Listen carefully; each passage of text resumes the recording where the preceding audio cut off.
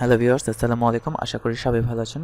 গত পর্বে আমরা দেখেছিলাম যে কিভাবে স্ট্রিং ইউজ করতে হয়, স্ট্রিংয়ে কিভাবে কনক্যাটেনেশন ইউজ করতে হয় এবং স্ট্রিংয়ের অন্যান্য যাবতীয় সব জিনিসই আমরা দেখেছিলাম, বেসিক জিনিসগুলো। তো আজকে আমরা দেখব যে কিভাবে টেমপ্লেট স্ট্রিং অথবা টেমপ্লেট লিটারেলস কিভাবে ইউজ করতে হয়। তো টেমপ্লেট স্ট্রিং অথবা টেমপ্লেট লিটারেলস আপনারা কখন ইউজ করবেন? অনেক সময় দেখা যায় যে আমাদের ওয়েবসাইট বা ওয়েব পেজকে ডাইনামিক করতে হয়। তো ডাইনামিক ডেটা নেওয়ার জন্য HTML এর যে কোড, সেই কোডগুলোকে আমাদের জাভাস্ক্রিপ্টের মাধ্যমে করতে হয়।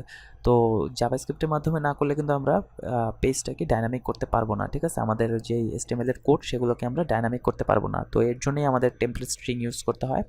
তো আমরা কাজ করি প্রথমে, তাহলে আপনারা বুঝতে পারবেন যে টেমপ্লেট স্ট্রিংটা কি। তো এর জন্য কতগুলো ভ্যারিয়েবল আমরা ডিক্লেয়ার করব। ধরুন এখান থেকে আমি নিয়ে নিচ্ছি নেম দিব হচ্ছে, একটা নেম দিলাম রাফি। তারপরে নিব হচ্ছে, ধরুন এজ নিলাম, এজ দিয়ে দিচ্ছি 21। তারপরে নিব জব, জব দিয়ে দিচ্ছি ওয়েব ডেভেলপার। তারপরে নিব হচ্ছে সিটি, সিটি দিয়ে দিচ্ছি ঢাকা, ঠিক আছে? এরপরে আমরা যেটা করব, এখানে কমেন্ট আউট করে দিচ্ছি টেমপ্লেট স্ট্রিং। তো এখানে আমরা যেটা করব, একটা ভ্যারিয়েবল ইনিশিয়ালাইজ করব, সেটা হচ্ছে লেট দিয়ে html দিয়ে একটা ভ্যারিয়েবল ইনিশিয়ালাইজ করলাম, html লিখলাম এবং ভ্যারিয়েবল ইনিশিয়ালাইজ করলাম।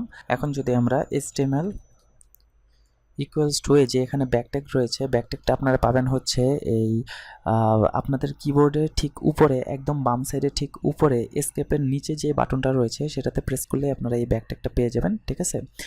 তো এই ব্যাকট্যাগটা দেওয়ার পরে আপনাদের একটা লিস্ট নিতে হবে। আপনারা যদি HTML CSS করে থাকেন, তাহলে অবশ্যই আপনাদের আইডিয়া রয়েছে কিভাবে লিস্ট নিতে হয়, লিস্ট আইটেম কিভাবে নিতে হয়। তো আমি এখানে লিস্ট আইটেম নিয়ে নিচ্ছি। আচ্ছা, আমি এটাকে সুন্দর করার জন্য আমি এই ব্যাকট্যাগটাকে নিচে নামিয়ে নিয়ে আসলাম এবং এখান থেকে এই যে আনঅর্ডার লিস্ট, এটাকেও নিচে নামিয়ে নিয়ে আসলাম এবং এখানে এই যে লিস্ট, এটাকেও নিচে নামিয়ে নিয়ে আসলাম,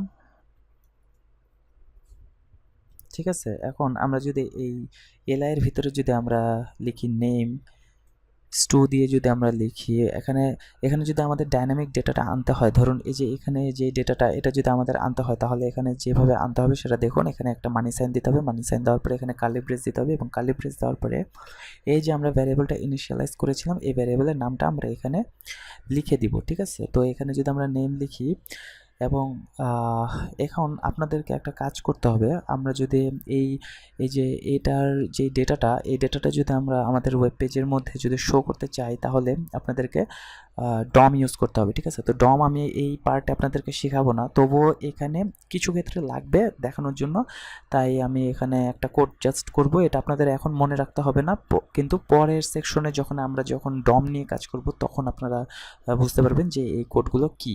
তো এখন জাস্ট আপনারা, আমি এখানে যা লিখতেছি সেটা আপনারা জাস্ট লিখে প্র্যাকটিস করবেন, ঠিক আছে? এখানে আমরা দেব হচ্ছে document dot body dot inner HTML equals to দিয়ে যদি আমরা লিখি HTML আমরা কেন দিলাম, কারণ এই যে এখানে লেট দিয়ে আমরা HTMLটা ইনিশিয়ালাইজ করেছিলাম, ঠিক আছে? এবং HTML এর ভিতরেই কিন্তু আমরা এই যে এই লিস্টের এই ডেটাটা নিয়েছি, লিস্টের ভিতরে এই ডাটাটা নিয়েছি এবং এর জন্যই আমরা এখানে HTML দিয়ে দিয়েছি, ঠিক আছে? এখন যদি আমরা সেভ করি, তাহলে দেখা যাবে যে এই ভিতরে যে ডেটাটা, এই ডেটাটা আমাদের ওয়েব পেজে শো করবে। আমরা যদি এখন রিফ্রেশ দিই, দেখুন এই যে নেম ইজ টু রাফি, ঠিক আছে? এখন এখানে আমরা এই লিস্টটা কপি করে এখানে পেস্ট করে দিচ্ছি এবং এখানে নেমের পরিবর্তে আমরা কি দিব, আমরা যদি এজ দিয়ে দিই, আচ্ছা আমি এটা স্টোগুলো একটু সরিয়ে দিলাম স্পেস দিয়ে। এবার এখানে আমরা দিয়ে দিব এজ, এখানে দিব আমরা জব, ভেতরে আমরা দিব হচ্ছে জব,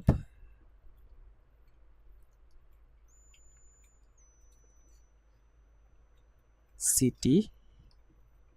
এখন যদি আমরা এখানে দিই কি দিব, সিটি, ঠিক আছে? এবার যদি আমরা সেভ দিই, এবার যদি আমরা পেজটাকে রিফ্রেশ করি, তাহলে দেখব যে সবগুলো ডেটা চলে এসেছে। দেখুন এই যে নেম হচ্ছে আপনার রাফি, তারপরে এজ 21, তারপরে জব ওয়েব ডেভেলপার এবং সিটি ঢাকা। এখন একটা জিনিস খেয়াল করুন, এই জিনিসটা তো আপনারা HTML এর মধ্যে শুধুমাত্র HTML এর মধ্যেও লিখতে পারতেন, ঠিক আছে? আমরা কেন এত কষ্ট করে এই জাভাস্ক্রিপ্টের মধ্যে এই কোডগুলো করলাম? এটাই হচ্ছে রিজন। কারণ হচ্ছে আপনারা যখন HTML এ কোড করবেন এবং এখানে জাভাস্ক্রিপ্টের ভেতরে যখন আপনারা এই যে HTML এর কোডগুলো লিখতেছেন, এটা কিন্তু সম্পূর্ণ ডাইনামিক, ঠিক আছে?